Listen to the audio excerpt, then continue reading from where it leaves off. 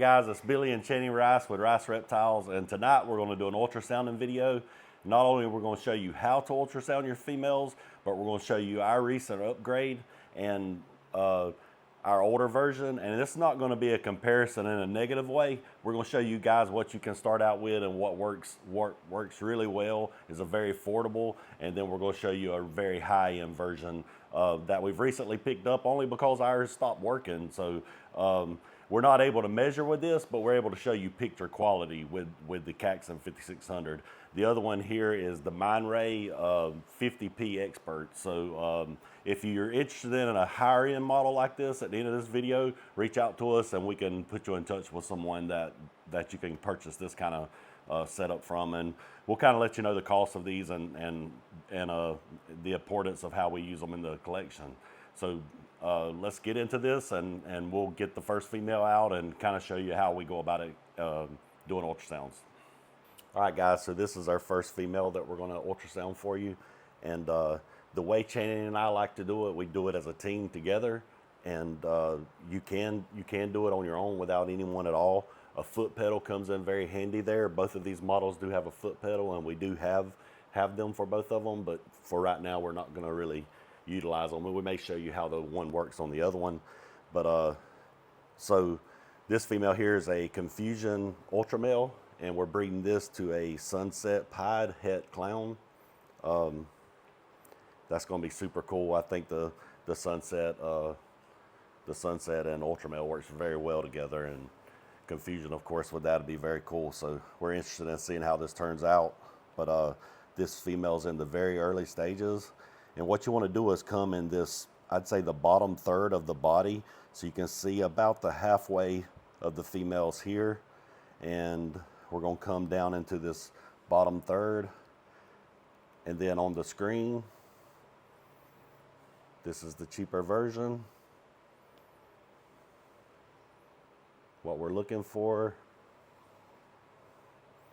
is normally the first sign that you want to find is the gallbladder.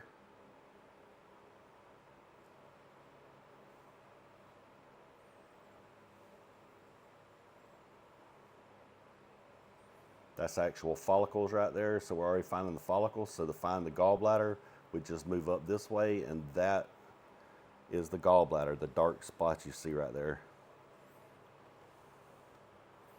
And see, guys, the quality of that, while you can tell, and this works very well. We've used this for years, but this just shows you, see, there's one of the follicles, and that's about a 9mm follicle, which would be almost 1 centimeter. We go by millimeters, and some people just go by centimeters.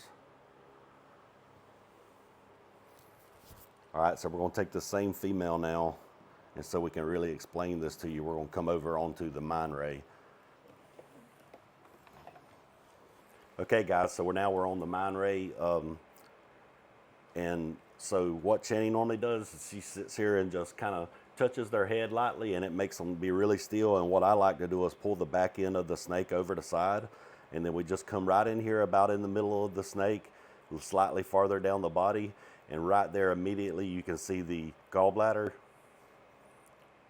And once you find that gallbladder, if it's like a really young female or any female in general, as soon as you move up from that gallbladder, right above, so here's the gallbladder, we're just going to lightly move the ultrasound up, and you start immediately seeing the tubes. If the follicles are very, very small, in those tubes, you're going to see little tiny follicles, very tiny follicles.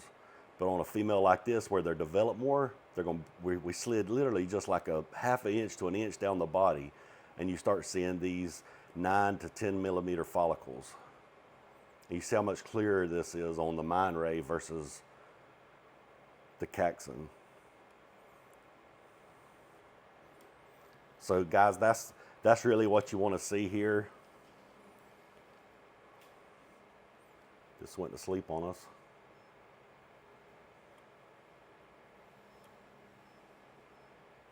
And you can see this view on the Mindray. We can just mash F1 here, and we can zoom in on the follicles. We could take pictures and save them, or I mean, we can do anything that we want with the Mindray. And I'm not recommending the Mindray at all over over the Caxton. The Caxtons work great. So like we're now, how many years in? 11? 11. Yep, 11 years in, and we've just stopped in the last few months using this Caxton. So the only reason we stopped using it is because the ball bearing that does the measuring will not move anymore. So I'm able to show you the picture quality on there, and you could see, you could tell, but it just wasn't as clear. But absolutely, when you're starting out, you can get a model like this in the $2,000 range, $2,000 to $3,000 range, so much more affordable. And you know, the reason for an ultrasound to start with is once you get to where you're growing your collection and you've got the really high-end males or just males in general that you want to get a lot of clutches out of, you can use an ultrasound not just to make sure you're having eggs or make sure she has eggs, but to get the most out of your males. So you can really get a male to, you know, 10 females or so with an ultrasound, because you're only going to put, you know, 3 locks with the male that you really want on there in that time frame. We like to start a young female out with a male that we don't really want to have take the clutch, but just to get her developed and moving along. And so we'll put 1 lock on, and then what we watch from there with a young female is the feeding response. If she's very responsive and she wants to eat and perform well, then we continue to watch the follicles, and maybe 2 months later we'll put another lock on. And depending on the size of the follicles after that 2-month period, either we go with the male that we want to use, or either we may use that other male that we don't want to use one more time. Now, when I say we don't want to use that male, it doesn't mean it's going to be a weak male. It's still going to be a good male in the project, just in case he does take the clutch.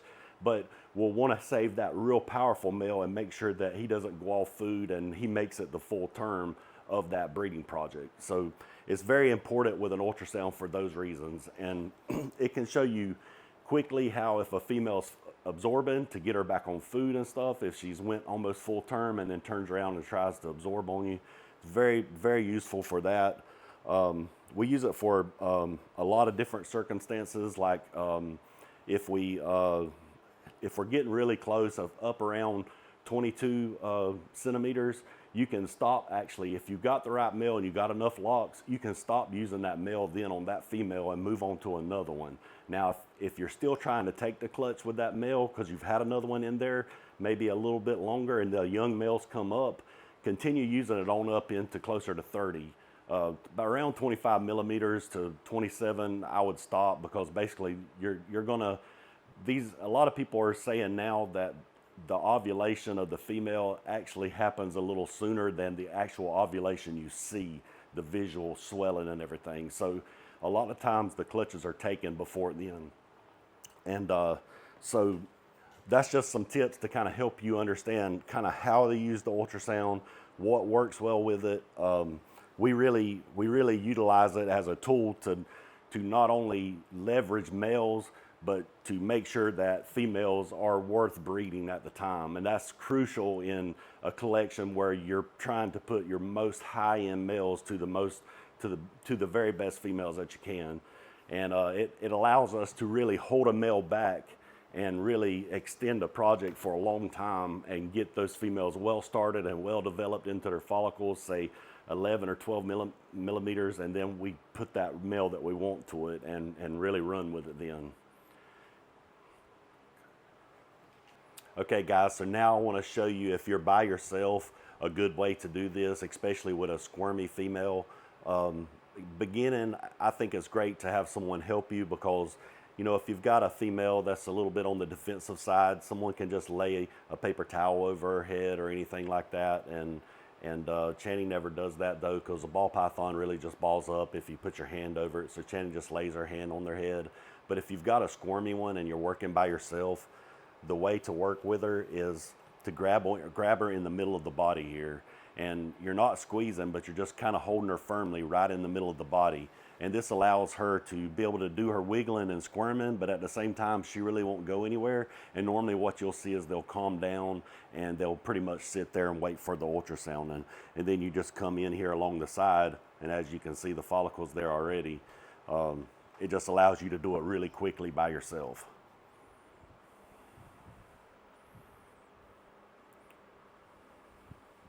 And you can see this girl is getting her last lock because she's already up around 30 millimeters. And the reason why she's getting that last lock is just like we were telling you before. I'd say she's around 27 or so. We'll measure her in a second, but this is a good one if you want to zoom in on this card.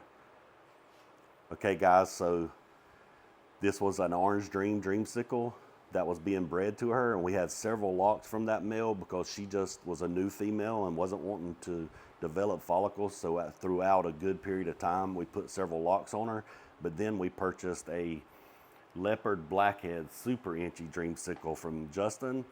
So we wanted to put more genes into the project, and now this male's taking the last lock, and we're gonna let him do one more just to try to steal the clutch, being we've got him in there.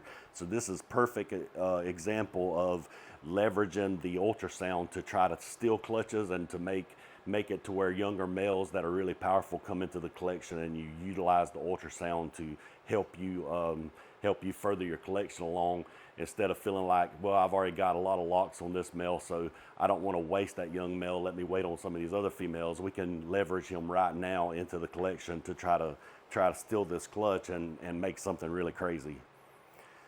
So the other thing, if you want to stop her from moving, see how she's wanting to move away? So what I use chaining for is just to block right there, and it stops her, and then I've got the whole back half of the snake to work with here.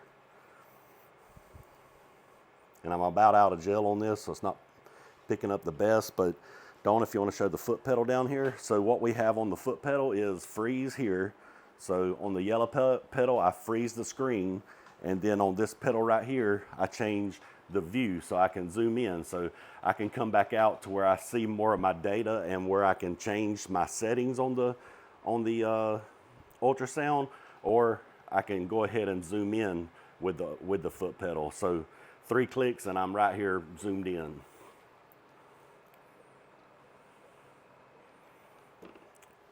All right, so now we're going to take a look at exactly where she's at. All right, so now we're freezing it with the foot pedal, which just frees up the hands, guys. It just makes it so nice to have a foot pedal. So, and both of these models come with a foot pedal. So I'm not promoting one of these over the other one. I just want you to see the clarity of when you do build your business up and you can't afford to spend the money, but also the fact that you don't have to and you can use the other model. All right, so when we come in and we've got the frozen screen, we're just gonna mash measure. And then we just simply come over to the farthest point, which should be about right here. It's off screen, but we've done enough. Then we're gonna set that point, and we're gonna move across and set the other point. So she's at 39 millimeters, which is pretty much done. If it wasn't for us trying to steal a clutch, I would never really put in. The distance down is 23 millimeters. So if you're going in centimeters, guys, that's 3.9 and 2.3. But with us wanting to steal this with this better male, because it's not really a lot better male, but I mean, there's a lot of super inchy is very, very important in this, with, you know, how the pinks and everything's turn out in the Dreamsicle project. So we're gonna put this boy in one more time, and then this female's done, and we do not have to use it anymore. But that's how quick we can do it. And with this, we can also take pictures. So you can change on this to where you can like go to, you can change it to where you could take a picture on this and save a picture if you wanted to. We don't have to, because all of our stuff stays on this tub card. We utilize this is just a dual side or solid side sticky note, and we just wrap it around the card, and it goes for the whole term of this female's pregnancy. So we start this ultrasounding and breeding 7 months out from the previous lay date.